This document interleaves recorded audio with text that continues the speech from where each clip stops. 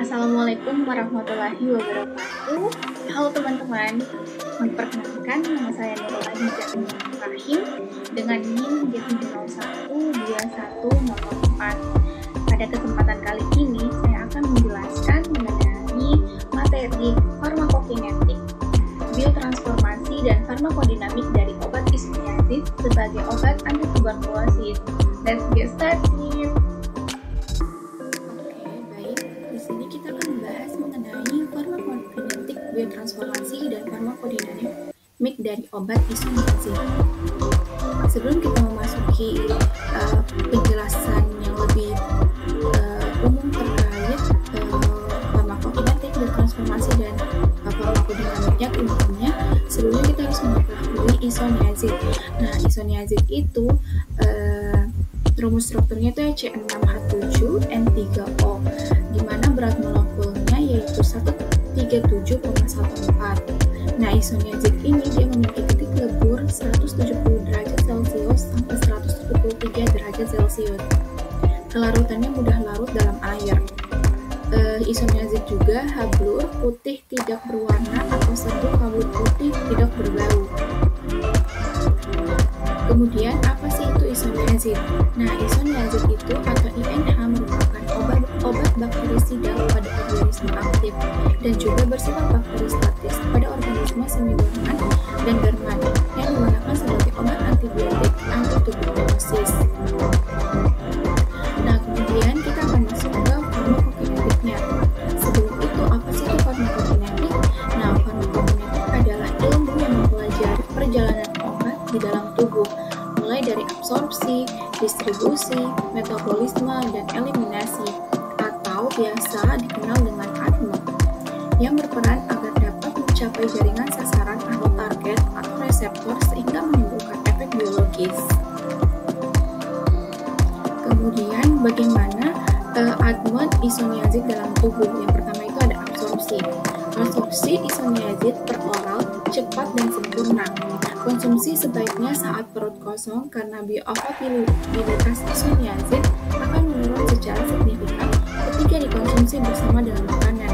Isoniazid mencapai kadar puncak serum dalam waktu 1-2 jam setelah dikonsumsi oral. Yang kedua, distribusi.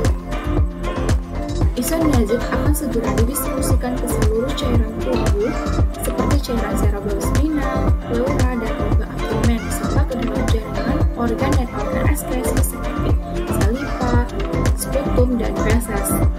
Isoniazid juga menembus tower plasenta dan masuk ke dalam ASI atau air susu ibu dengan konsentrasi yang sama dengan konsentrasi obat dalam plasma sebanyak 10-15%. Kemudian metabolisme. Isoniazid dimetabolisme secara primer oleh proses asetilasi dan dehidrasi. Kecepatan proses asetilasi ini bergantung pada etnis.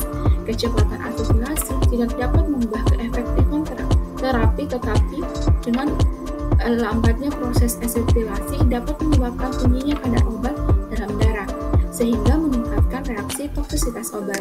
Kemudian ada ekskresi.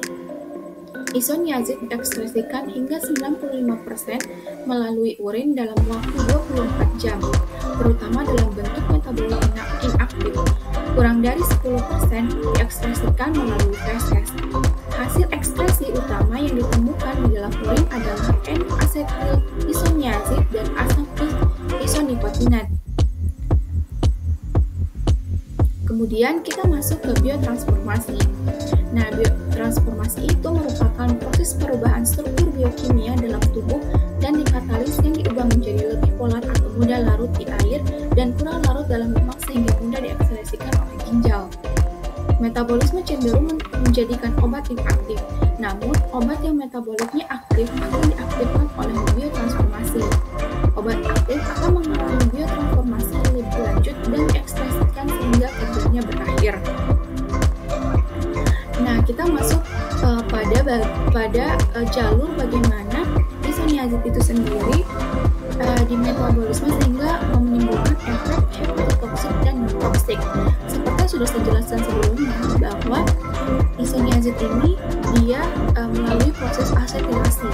Nah, di mana proses asetilasi ini terjadi pada fase 2. Nah, isoniazid ini dia berlangsung pada fase 2, langsung berlangsung pada fase 2 dikarenakan pada dia tidak melewati fase 1 lagi karena tidak ada struktur dari isoniazid itu yang dapat dilakukan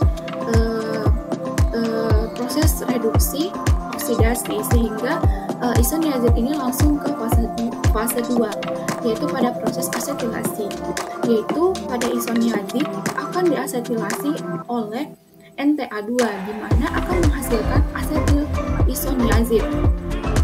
Kemudian asetil isoniazid ini akan dihidrolisis menjadi asetilhidrazid. Nah, asetilhidrazid ini kemudian akan dioksidasi lagi oleh enzim sitokrom, yaitu enzim sitokrom P450 atau CYP2EI. Nah, akan menghasilkan hepatotoksik. Hepatotoksik itu dapat berupa asetildiazin, ketan, asetilorium ion. Nah, pada isoniazid yang dihidrolisis juga akan menghasilkan hidrazin, yaitu hepatotoksik.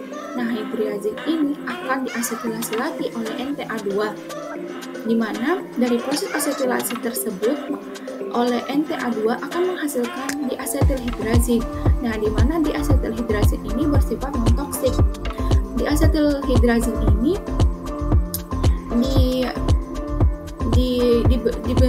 terbentuk agar senyawa-senyawa yang bersifat hepatotoksik tidak lagi bersifat hepatotoksik atau bersifat non-toksik, di mana proses itu dinamakan dengan proses konjugasi, sehingga dapat diekspresikan. Kemudian masuk pada farmakodinamik. Farmakodinamik itu adalah fase terjadinya interaksi obat antar reseptor dalam jaringan target, berperan dalam timbulnya respon biologis obat. Isoniazid bekerja dengan cara menghambat sintesis asam mikolik, yaitu suatu komponen esensial dinding sel bakteri. Mekanisme inilah yang akan menimbulkan efek obat yang bersifat bakterisid terhadap organisme Mycobacterium tuberculosis.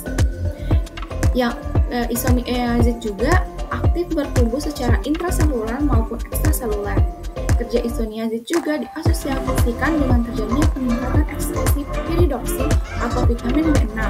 Piridoksin fosfat yang merupakan derivat piridoksin dibutuhkan untuk sintesis asam deaminolevulinat.